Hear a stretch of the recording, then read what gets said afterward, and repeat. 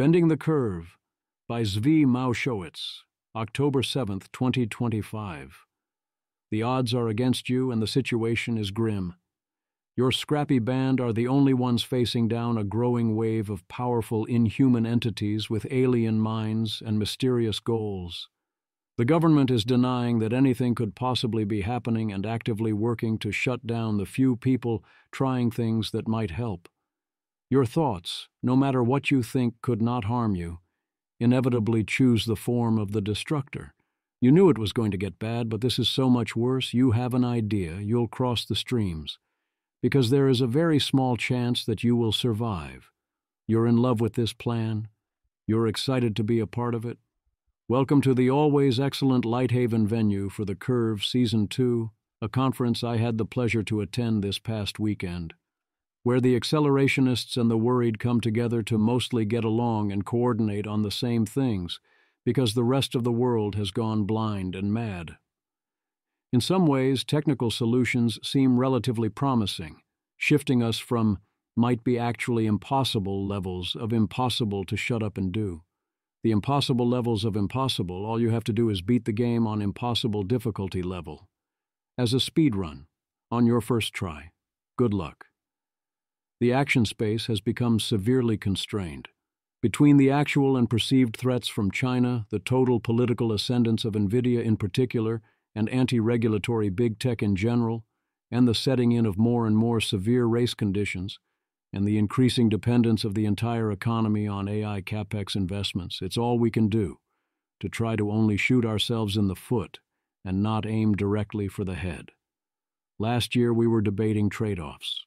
This year, aside from the share price of NVIDIA, as long as you are an American who likes humans considering things that might pass, on the margin, there are essentially no trade-offs.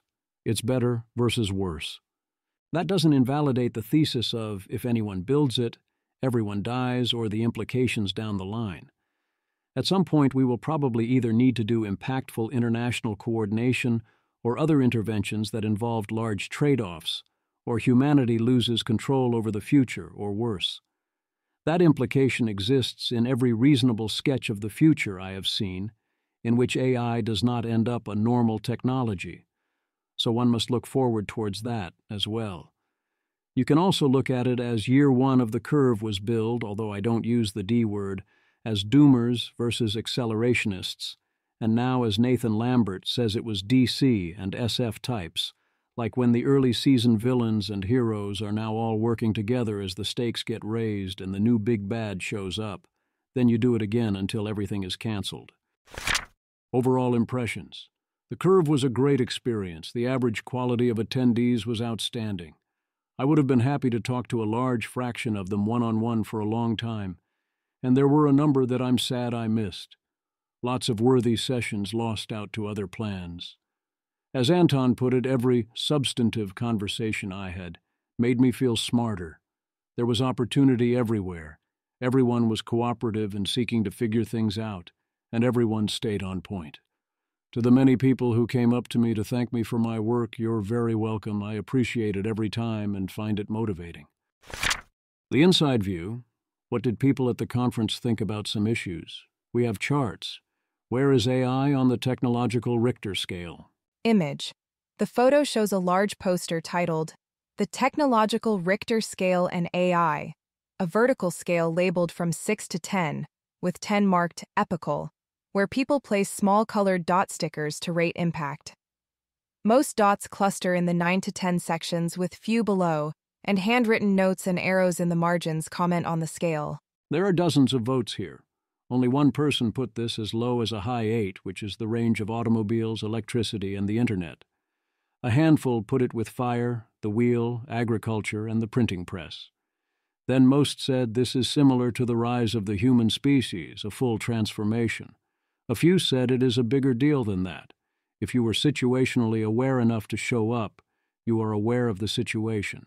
These are median predictions, so the full distribution will have a longer tail, but this seems reasonable to me. The default is 10, that AI is going to be a highly non-normal technology on the level of the importance of humans. but there's a decent chance it will only be a 9 on the level of agriculture or fire, and some chance it disappoints and ends up only internet big. Last year, people would often claim AI wouldn't even be internet big. We are rapidly approaching the point where that is not a position you can offer with a straight face. How did people expect this to play out? Image. A photo shows a poster on an easel titled, "How Long Until," with several rows of timelines labeled by years and colorful dots marking people's predictions. It's outdoors with a shadow cast across the board, another information sheet to the right, and a few people in the background. That's hard to read, so the centers of the distributions are: note that there was clearly a clustering effect. 1. 90% of code is written by AI by approximately 2028. 2. 90% of human remote work can be done more cheaply by AI by approximately 2031. 3. Most cars on America's roads lack human drivers by approximately 2041. 4. AI makes Nobel Prize-worthy discovery by approximately 2032. 5.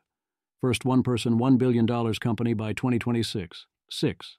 First year of greater than 10% GDP growth by approximately 2038, but 3 votes for never. Image. A poster on an easel titled, "What Do You Think?" shows 3 survey questions about AI's impact on programmer speedups, the quality of fully automated AI researchers, and company-wide speedups, with colored pins marking responses along horizontal scales. A QR code appears in the top right, and the display is set against a lattice wall with some foliage nearby. 7. People estimate 15% to 50% current speed up at AI labs from AI coding. 8. When AI is fully automated, disagreement over how good their research taste will be, but median is roughly as good as the median current AI worker. 9. If we replaced each human with an AI version of themselves that was the same except 30x faster with 30 copies, but we only had access to similar levels of compute, we'd get maybe a 12x speed up in progress. What are people worried or excited about? A lot of different things, from everyone lives to concentration of power. Everyone dies, and especially loss of control, which have the most +1s on their respective sides. Others are excited to cure their ADD or simply worried everything will suck. Image. A large poster board set up outdoors asks, "What do you think?" with 2 columns. What are you most excited about from AI in the next 10 years? And what are you most worried about from AI in the next 10 years? Covered in colorful sticky notes. The notes list hopes like curing diseases, scientific progress, solving coordination, helping with ADHD, not having to work, better decision-making, and digital children. While worries include loss of control and concentration of power, everyone dies, economic shocks, social upheaval, cyber war, and everything sucks, with a small tray of markers in front. Which kind of things going wrong worries people most? Misalignment or misuse? Why not both? Pretty much everyone said both. Image. A photo shows a large 2x2 chart with axes labeled, "Worried about misalignment," up/down, and "Worried about misuse," left/right, where people have placed many colored push pins. Most pins cluster in the top right quadrant, worried about both, with a few scattered elsewhere and a small sticky note at lower left reading, "Say more?" Finally, who is this nice man with my new favorite IYKYK t-shirt?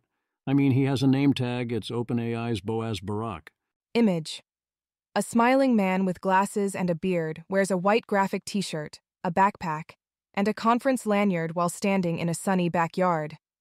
Around him, small groups of people chat near outdoor furniture, lush plants, and a white house with string lights. Track trouble.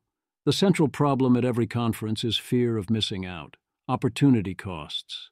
There are many paths, even when talking to a particular person. You must choose. That goes double at a conference like the Curve. The quality of the people there was off the charts, and the schedule forced hard choices between sessions. There were entire other conferences I could have productively experienced. I also probably could have usefully done a lot more prep work. I could, of course, have hosted a session, which I chose not to do this time around. I'm sure there were various topics I could have done that people would have liked, But I was happy for the break, and it's not like there's a shortage of my content out there. My strategy is mostly to not actively plan my conference experiences, instead responding to opportunity. I think this is directionally correct, but I overplay it, and should have, for example, looked at the list of who was going to be there. What were the different tracks or groups of discussions and sessions I ended up in? 1. Technical alignment discussions. I had the opportunity to discuss safety and alignment work with a number of those working on such issues at Anthropic, DeepMind, and even xAI. I missed OpenAI this time around, but they were there. This always felt exciting, enlightening, and fun. I still get imposter syndrome every time people in such conversations take me and my takes and ideas seriously. Conditions are in many ways horribly terrible, but everyone is on the same team, and some things seem promising. I felt progress was made. My technical concrete pitch to Anthropic included, among other things, both particular experimental suggestions and also a request that they sustain access to Sonnet 3.5 and 3.6. It wouldn't make sense to go into the technical questions here. 2. Future projecting. I went to talks by Joshua Achiam and Helen Toner about what future capabilities and worlds might look like. Jack Clark's closing talk was centrally this, but touched on other things. 3. AI policy discussions. These felt valuable and enlightening in both directions, but were infuriating and depressing throughout. People on the ground in Washington kept giving us variations on "it's worse than you know," which it usually is. So now you know. Others seemed not to appreciate how bad things had gotten. I was often pointing out that people's proposals implied some sort of international treaty and form of widespread compute surveillance, had zero chance of actually causing us not to die, or sometimes both. At other times, I was pointing out that things literally wouldn't work on the level of do the object-level goal, let alone make us win. Or we were trying to figure out what was sufficiently completely costless, and not even a tiny bit weird or complex, that one could propose that might actually do anything meaningful, or simply observing other perspectives. In particular, different people maintained different players were relatively powerful, but I came away from various discussions more convinced than ever that for now White House policy and rhetoric on AI can be modeled as fully captured by NVIDIA, although constrained in some ways by congressional Republicans and some members of the MAGA movement. This is pretty much a worst-case scenario. If we were captured by OpenAI or other AI labs, that wouldn't be great, but at least their interests and America are mostly aligned. 4. Nonprofit funding discussions. I'd just come out of the latest Survival and Flourishing Fund round. Various players seemed happy to talk and strategize, and it seems likely that very large amounts of money will be unlocked soon as OpenAI and Anthropic employees with increasingly valuable equity become liquid. The value of helping steer this seems crazy high, but the stakes on everything seem crazy high. One particular worry is that a lot of this money could effectively get captured by various existing players, especially the existing EA/OP ecosystem, in ways that would very much be a shame. Another is simply that a bunch of relatively uninformed money could overwhelm incentives, contaminate various relationships and dynamics, introduce parasitic entry, drop average quality a lot, and so on. Or everyone involved could end up with a huge time sink and slash or end up not deploying the funds. So there's lots to do. But it's all tricky, and trying to gain visible influence over the direction of funds is a very good way to get your own social relationships and epistemics very quickly compromised. Also, it can quickly eat up infinite time, so I'm hesitant to get too involved or involved in the wrong ways. What other tracks did I actively choose not to participate in?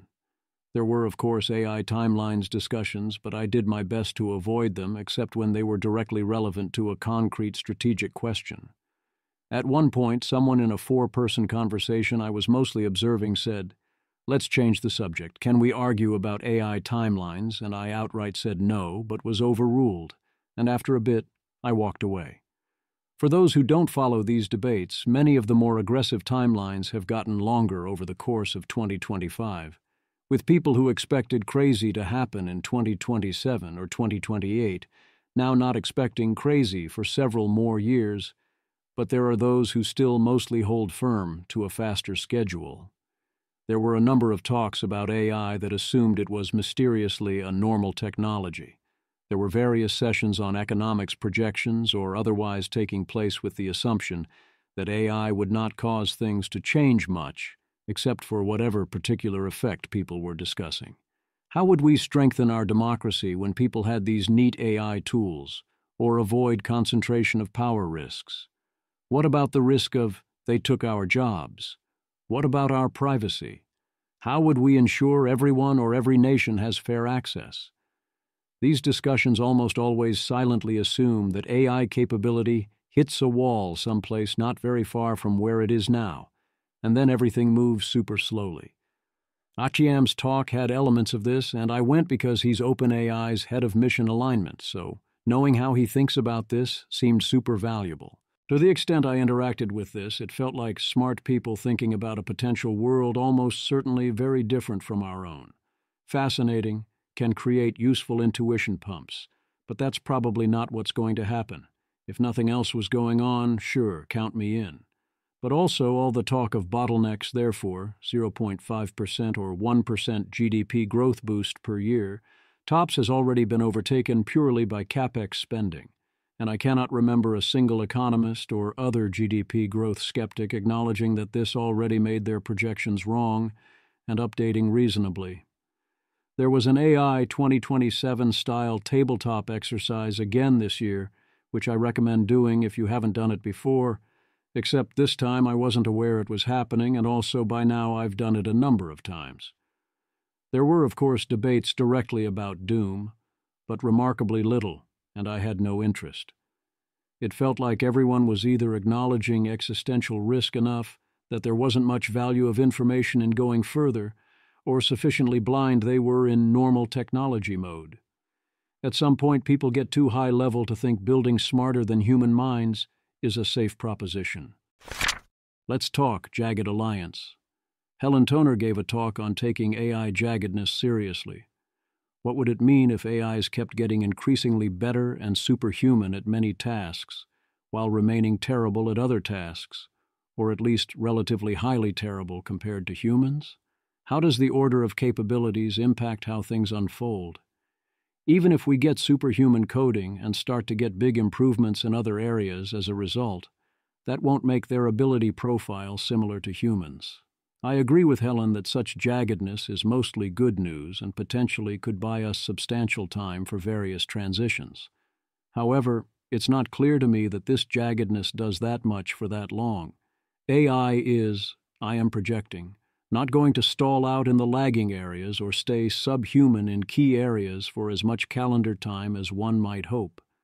A fun suggestion was to imagine LLMs talking about how jagged human capabilities are. Look how dumb we are in some ways while being smart in others. I do think in a meaningful sense LLMs and other current AIs are more jagged than humans in practice, because humans have continual learning and the ability to patch the situation and also root the physical world around our idiocy, where they're being importantly dumb. So we're super dumb, but we try to not let it get in the way. Neil Chilson. Great talk by Helen Toner about the jaggedness of AI, why it is likely to continue, and why it matters. Love this slide and her point that while many AI forecasters use smooth curves, a better metaphor is the chaotic transitions in fluid heating. Image. A large display shows colorful turbulent flow imagery in red, blue, and orange with the words smooth asymptotes versus transition turbulence across the middle. A seated audience watches in a room with neutral walls, curtains, and a green chair to the right. Neil Chilson. Jaggedness being the uneven ability of AI to do tasks that seem about equally difficult to humans. Occurs to me I should have shared the Why This Matters slide, which was the most thought-provoking one to me. Image. A presentation slide titled So What? Lists tentative implications of AI progress. It highlights an expanding search space of futures, more debate between AI believers and veteran practitioners, the importance of agile adoption, persistence of Centaur human-AI collaboration, HCI, AI advisors, AI control approaches, and a note about the timeline to crazy.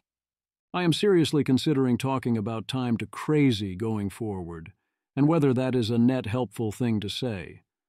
The curves definitely be too smooth. It's hard to properly adjust for that. But I think the fluid dynamics metaphor, while gorgeous, makes the opposite mistake.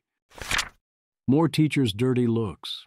I watched a talk by Randi Weingarten about how she and other teachers are advocating and viewing AI around issues in education. One big surprise is that she says they don't worry or care much about AI cheating or doing work via ChatGPT. There are ways around that, especially project-based learning that is relevant. And the key thing is that education is all about human interactions. To her, ChatGPT is a fine tool, although things like Character.ai are terrible, and she strongly opposes phones in schools for the right reasons, and I agree with that.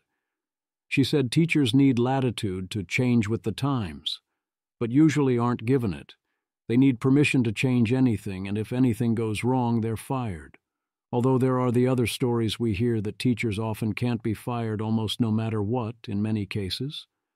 I do sympathize here. A lot needs to change. Why is education about human interactions? This wasn't explained. I always thought education was about learning things. I mostly didn't learn things through human interaction. I mostly didn't learn things in school via meaningful human interaction. And to the extent I learned things via meaningful human interaction, it mostly wasn't in school. As usual, when education professionals talk about education, I don't get the sense they want children to learn things, or that they care about children being imprisoned and bored with their time wasted for huge portions of many days, but care about something else entirely.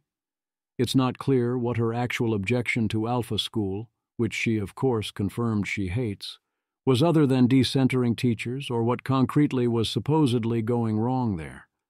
Frankly, it sounded suspiciously like a call to protect jobs. If anything, her talk seemed to be a damning indictment of our entire system of schools and education. She presents vocational education as state-of-the-art and with the times, and cited an example of a high school with a sub-50% graduation rate going to 100% graduation rate, and 182 of 186 students getting a certification from Future Farmers of America after one such program. Aside from the obvious, why do you need a certificate to be a farmer? And also, why would you choose farmer in 2025? This is saying kids should spend vastly less time in school? Many other such implications were there throughout. Her group calls for guardrails and accountability on AI, worries about things like privacy, misinformation, and understanding the algorithms, or the dangers to democracy, and points to declines in male non-college earnings. The view inside the White House.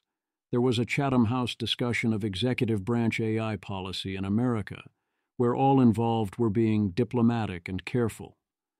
There's a lot of continuity between the Biden approach to AI and much of the Trump approach. There's a lot of individual good things going on, and it was predicted that Casey would have a large role going forward. Lots of optimism and good detail. It seems reasonable to say that the Trump administration's first few months of AI policy were unexpectedly good, and the AI action plan was unexpectedly good. Then there are the other things that happened. Thus, the session included some polite versions of, "What the hell are we doing?" that was at most slightly beneath the surface.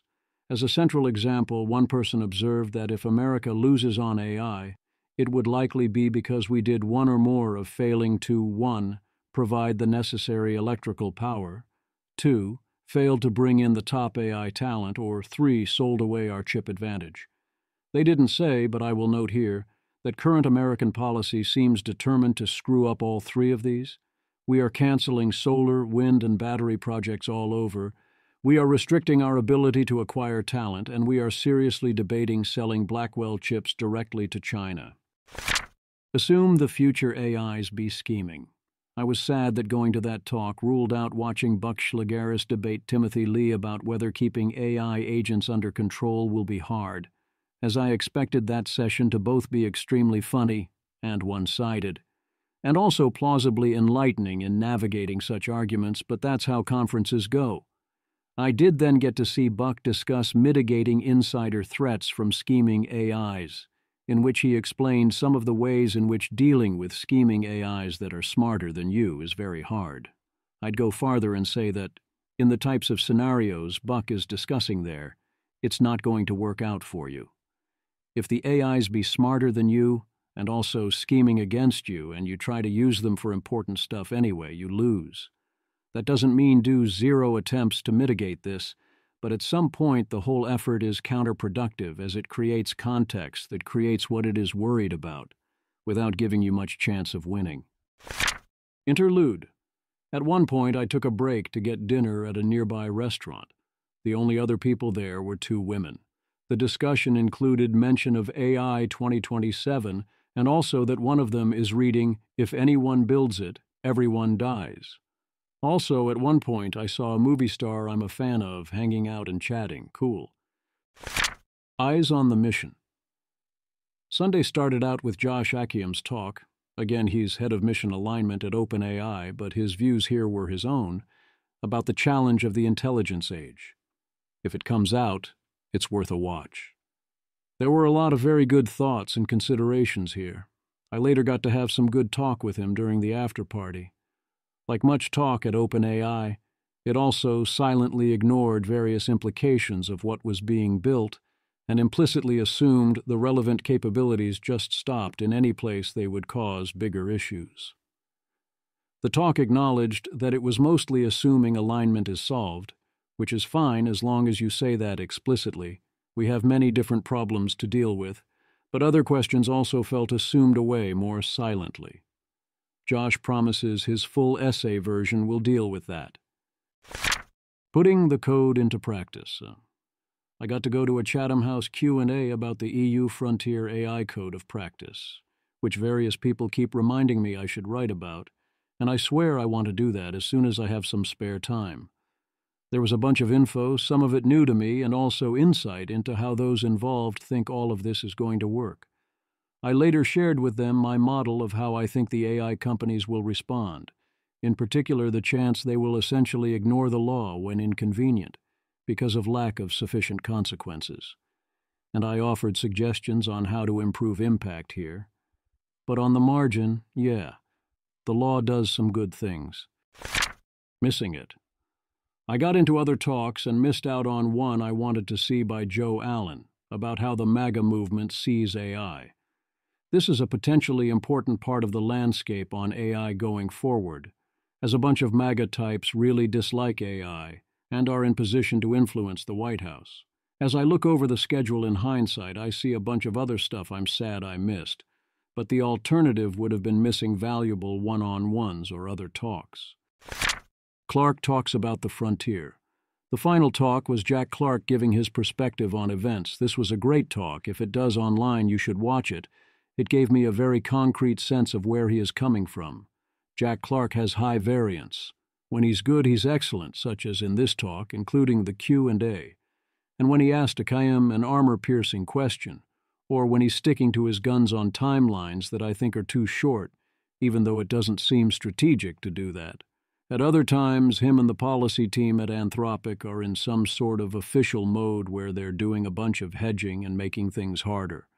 The problem I have with Anthropic's communications is, essentially, that they are not close to the Pareto frontier, where the y-axis is something like better public policy and epistemics, and the x-axis can colloquially be called avoid pissing off the White House. I acknowledge there is a trade-off here, especially since we risk negative polarization, but we need to be strategic, and certain decisions have been de facto poking the bear for little gain, and at other times they hold back for little gain the other way. We got to be smarter about this.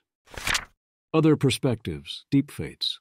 They are often very different from mine or yours. Deep fates. Looks like a lot of people who work on policy and research for aligning AIs to human interests. I'm curious what you think about how humans align to AI. My impression so far, people from big labs and people from government, politely probing each other to see which will rule the world. They can't just out and say it, but there's zero-sumness in the air. Chris Painter.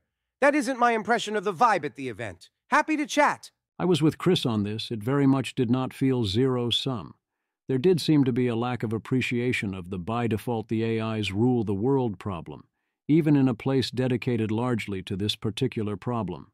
Deepfates. Full review of the curve. People just want to believe that anyone is ruling the world. Some of them can sense that singleton power is within reach, and they are unable to resist the opportunity, whether by honor or avarice or fear of what others will do with it. There is that, too, that currently no one is ruling the world, and it shows. It also has its advantages. So most people are just like, what will occur? Shouldn't somebody be talking about this?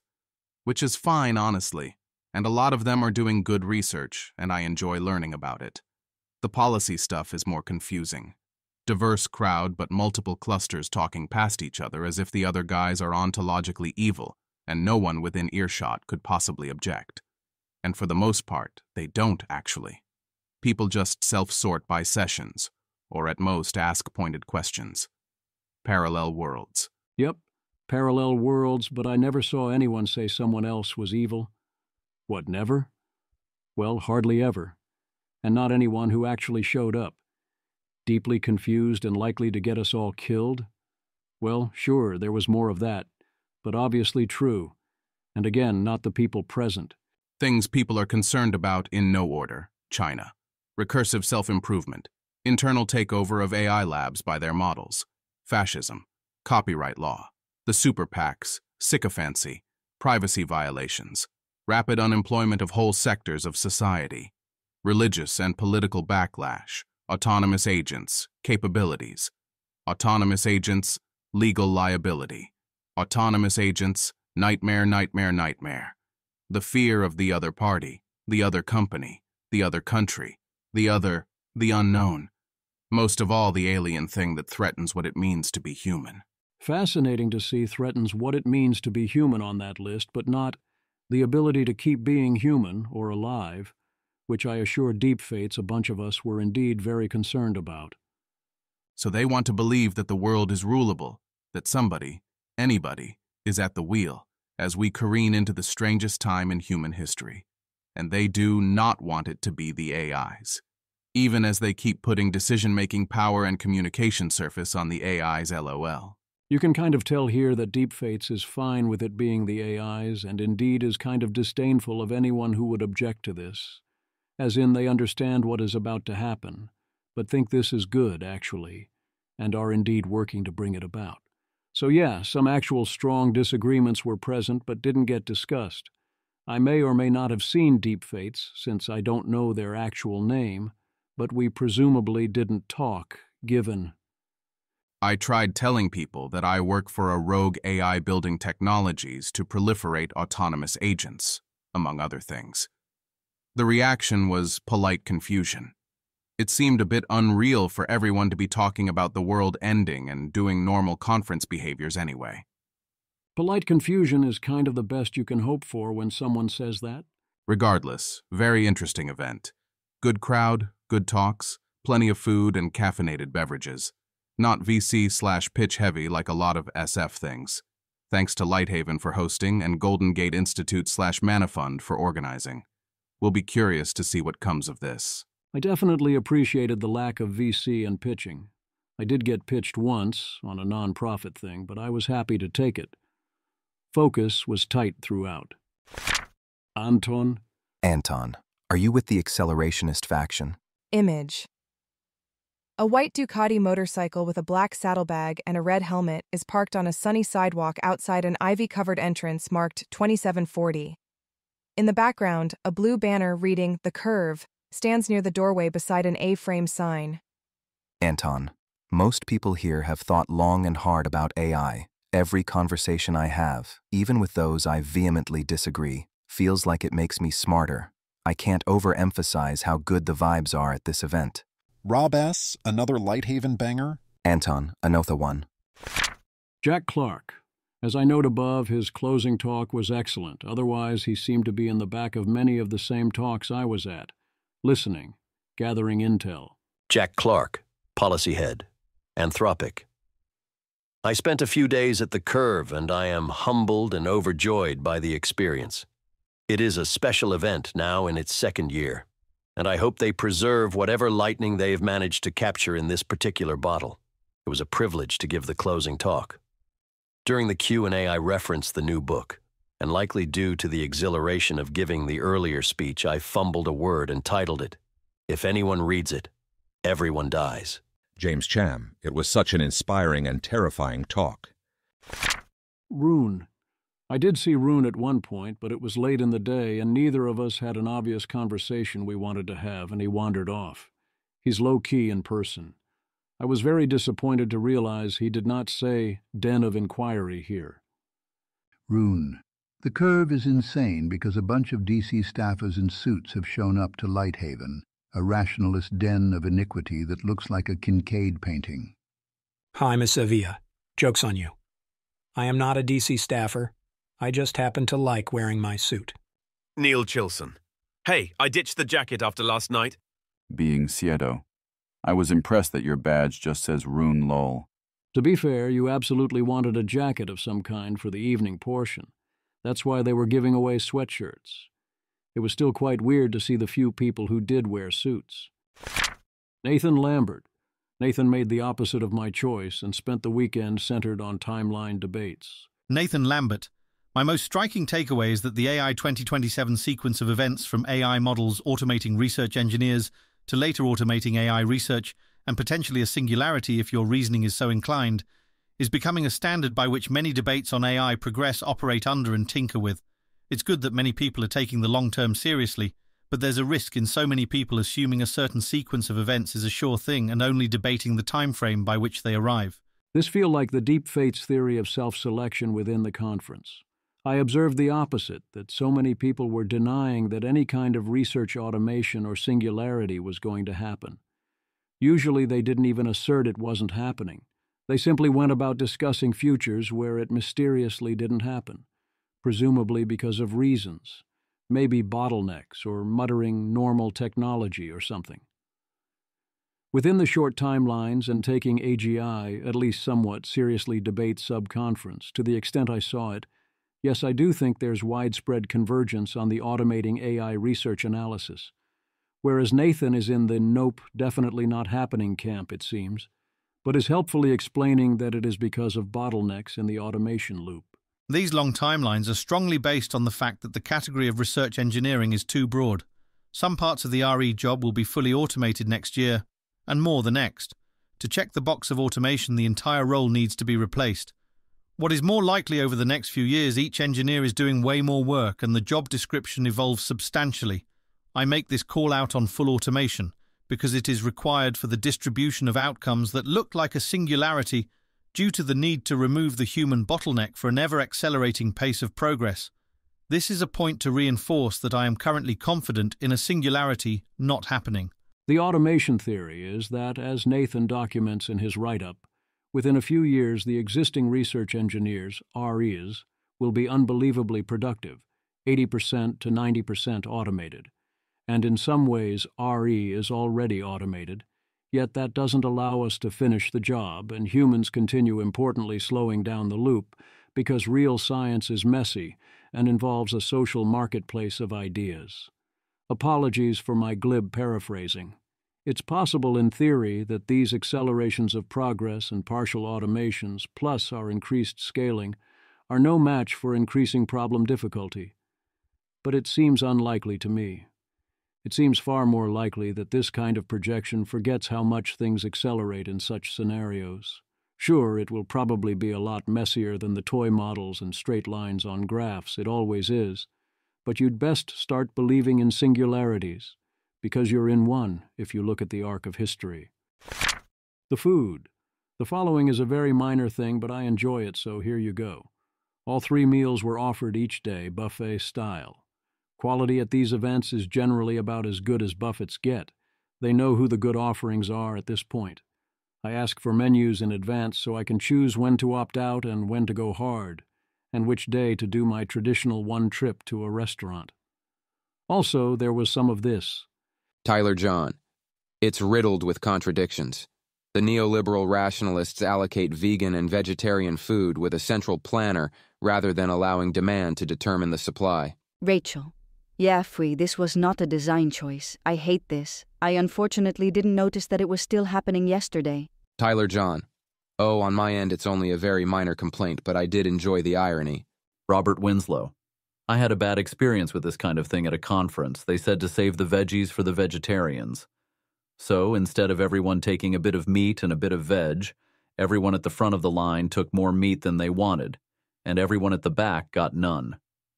You obviously can't actually let demand determine supply because you, 1, can't afford the transaction costs of charging on the margin, and 2, need to order the food in advance. And there are logistical advantages to putting, at least some of, the vegan and vegetarian food in a distinct area so you don't risk contamination, or put people on lines that waste everyone's time.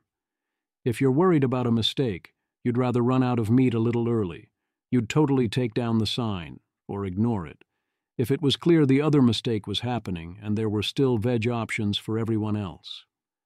If you are confident via law of large numbers plus experience that you know your ratios, and you've chosen and been allowed to choose wisely, then of course you shouldn't need anything like this.